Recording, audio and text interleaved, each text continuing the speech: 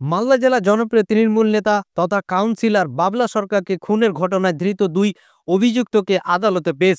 শনিবার আদালতে পেশ করল ইংরেজবাজার থানার পুলিশ। উল্লেখ্য, গত 2রা জানুয়ারি প্রকাশ্যে দিবালোকে মালদা শহরের 22 নম্বর ওয়ার্ডের পাইপ ফ্যাক্টরি মোড়ে নিজের ওয়ার্ডের দুষ্কৃতীদের গুলিতে খুন হন তৃণমূল নেতা বাবলা সরকার।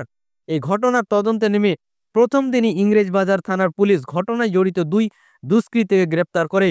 এরপর শুক্রবার আরও একজনকে গ্রেপ্তার করে এবং শনিবার সকালে আরও 2 জনকে গ্রেপ্তার করে বলে খবর। জানা গেছে, ধৃতদের নাম অমিত রজক ও অভিজিৎ ঘোষ। এর মধ্যে অমিতের বাড়ি মালদা শহরের ঝলঝলিয়া রেল কলোনি এলাকায় এবং অভিজিৎ মালদা শহরের ঘোড়াপীর ঘোষপাড়ার বাসিন্দা। শনিবার এই ধৃত 2 দুষ্কৃতীকে 14 দিনের পুলিশি হেফাজত চেয়ে পেশ করা হয় মালদা জেলা আদালতে।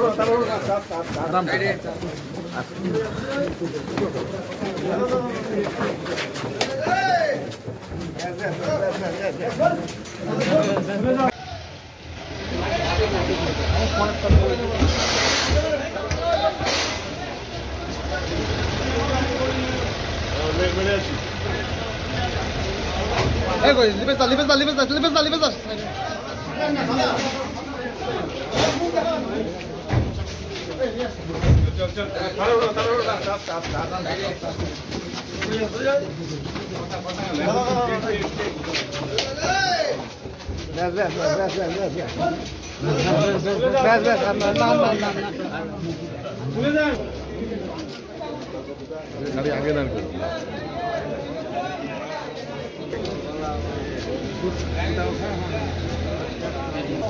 चलो